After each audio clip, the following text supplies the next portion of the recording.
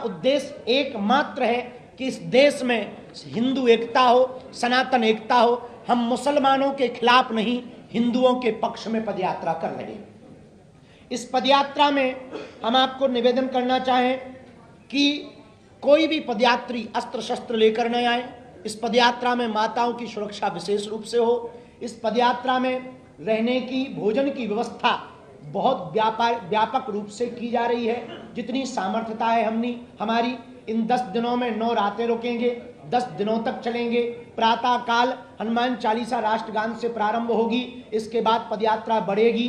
गांव के लोगों से हम मिलेंगे, उनसे हिंदू एकता के लिए संकल्प दिलवाएंगे। मंचों पर संकल्प दिलवाया जाएगा, रोड पर भी संकल्प दिलवाया जाएगा। इस देश के साधु संत महात्मा और अभिनय जगत के लोग और राजपीठ के लोग, सभी लोग इस पदयात्रा में आ रहे हैं। जो हिंदुत्व से प्रेम करते हैं, सनातन से प्रेम करते हैं, तिरंगा से प्रेम करते हैं, वो इस पदयात्रा में आ रहे हैं। कुछ लोग हैं जो तिरंगा में चांद देखना चाहते हैं, हम चांद पर तिरंगा देखना चाहते हैं। इस पदयात्रा में दोपहर के भोजन के समय भी संकल्प होगा। 7 संकल्प लिए जाएंगे, हिंदू एकता का, सामाजिक समरसता का, यमुना शुद्धिकरण हो, गौ माता राष्ट्रमाता हो, पर मूल रूप से हम काष्ठवाद से ऊपर उठकर राष्ट्रवाद के प्रति सजग रहें। हमारा उद्देश्य इस पदयात्रा का आपकी आने वाली पीढ़ी को बचाना। यहाँ जितने पत्रकार हैं, मीडिया कर्मी हैं या कैमरा चलाने वाले हैं, हम आपके बच्चों के लिए भी ये पदयात्रा कर रहे हैं ताकि आपके बच्चे आने वाले समय में इस्लामिक ना हो जाएं, अपनी परंपरा को मानते रहें। इसके लिए ये पदयात्रा कर रहे हैं।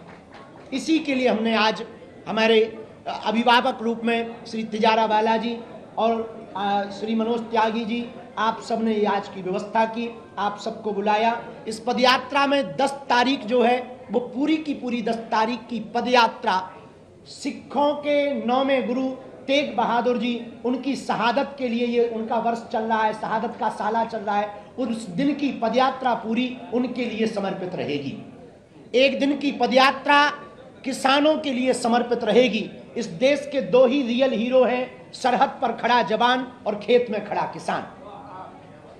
इन 10 दिनों की पदयात्रा में पूरी पदयात्रा हिंदू एकता के लिए है। हम साधु होने के नाते गांव गांव गली गली जब जाएंगे, 150 किलोमीटर, 3 प्रदेश, दिल्ली, हरियाणा, उत्तर प्रदेश, लगभग 6 जिले, लगभग अगल बगल से मिलाकर 422 ग्राम पंचायतें, 5 करोड़ की लगभग आबादी के बीच से, जनसंख्या के बीच से ये पदयात्रा निकलेगी। लगभग 40,000 से 1 लाख सनातनी हिंदू इस पदयात्रा में सम्मिलित होंगे।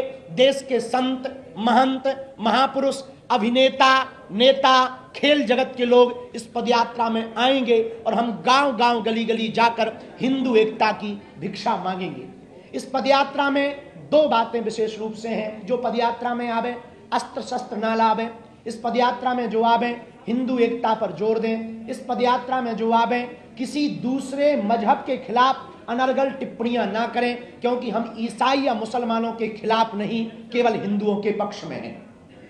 इस पदयात्रा में विशेषतया पूरे देश की हम एक नजर चाहते हैं। आप यदि नहीं आ सकते, लड़ाई हम आपकी कर रहे हैं, आपके लिए कर रहे हैं, आप नहीं आ सकते तो घर बैठकर लाइव संस्कार बागेश्वर धाम यूट्यूब चैनल पर चलेगा, उससे एक एक पोस्ट घर बैठ करके करें, यह भी आपका सहयोग हो सकता है।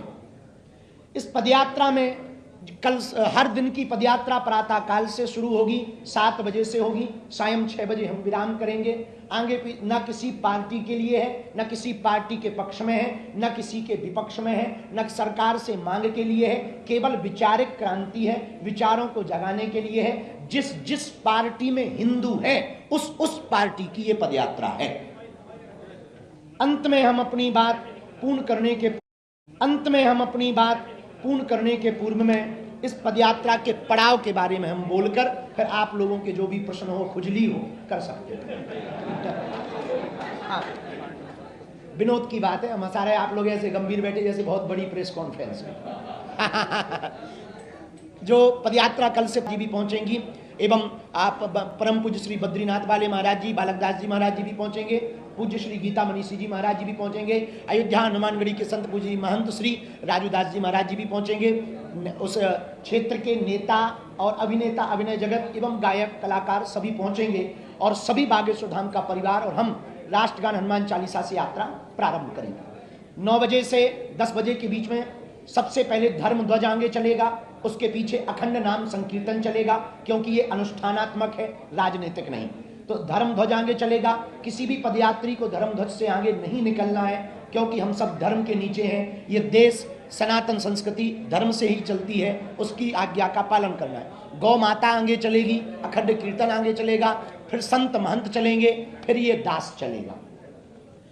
छतरपुर दिल्ली मंदिर से कल प्रारंभ होगी और कल रात्रि काल तक हम हर हाल में जिरखोद मंदिर पहुंचेंगे। ये हमारा पहला पड़ाव होगा। 8 तारीख को दोपहर का भोजन मेडिकल कॉलेज में लेंगे, लेकिन रात्रि विश्राम दशहरा मैदान फरीदाबाद में होगा। 9 तारीख को दोपहर का भोजन बल्लभगढ़ मंडी में होगा, परंतु रात्रि का विश्राम 9 तारीख का सीकरी में होगा। 10 तारीख को दोपहर का भोजन विश्राम पृथला में होगा, रात्रि विश्राम पलवल में होगा।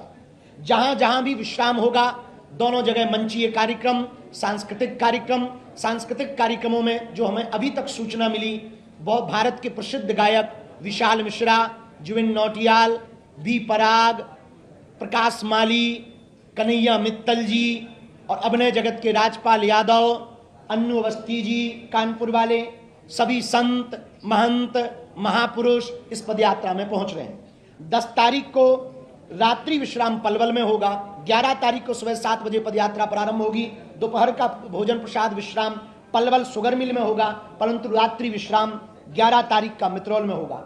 12 तारीख को वंचारी में दोपहर में रुकेंगे, रात्रि विश्राम होडल मंडी में करेंगे।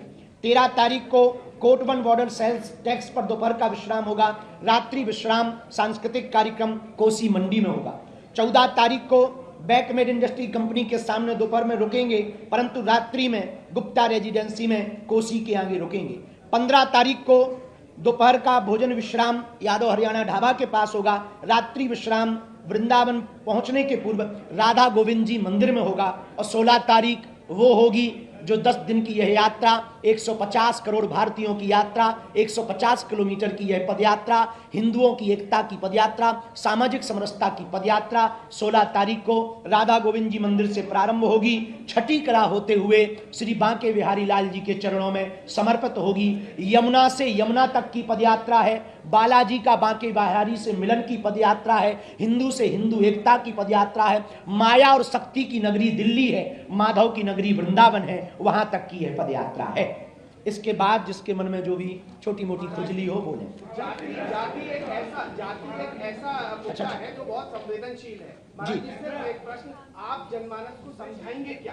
देखिए, हम जातियां मिटाने के लिए पदयात्रा नहीं कर रहे हैं, जातीय अहंकार को मिटाने के लिए पदयात्रा कर रहे हैं। हम जातिवाद के खिलाफ हैं, जातियों के खिलाफ नहीं है। हम अंगड़े और पिछड़े की लड़ाई के खिलाफ हैं। हम इस देश में समानता चाहते, हम इस देश में एकता चाहते, हम इस देश में अंगड़े और पिछड़े में दंगा नहीं गंगा बहाना चाहते। महाराज जी, आपके विचार क्या होंगे? क्या समझाएंगे आप जी? क्या समझाएंगे, क्या विचार है? हम सब ईश्वर की संतान हैं, ईश्वर हम सबका एक है, हम सब भारतीय हैं, भारत हमारा है। जब भगवान ने हमको बनाने में एक जैसा खून दिया, तो हम आपस में लड़ करके बड़े छोटे बनकर के क्यों मरें? क्यों ना हम भारत के लिए लड़ें, क्यों ना हम सनातन के लिए लड़ें, ताकि भारत हमारा विश्व गुरु बने। इस्लाम बड़ा खतरा है कि इस्लामिक हो सकता है भारत? हमने जी आओ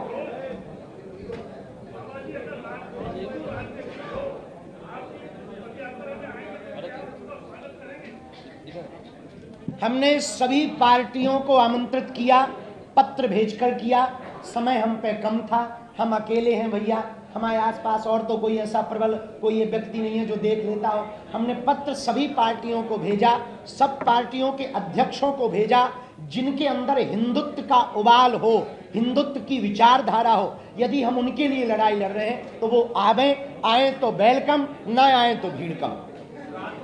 हाँ आपने कहा मैं ये यात्रा आपके बच्चों के लिए कर रहा हूँ। हाँ, कभी इस्लामिक ना हो जाए तो इस्लाम बड़ा खतरा इस समय भारत के सामने। इस देश में कुछ लोग गजवाए हिंद के नारे देते, इस देश में कुछ लोग सरतन से जुदा के नारे देते, भारत तेरे टुकड़े होंगे ऐसे नारे देते।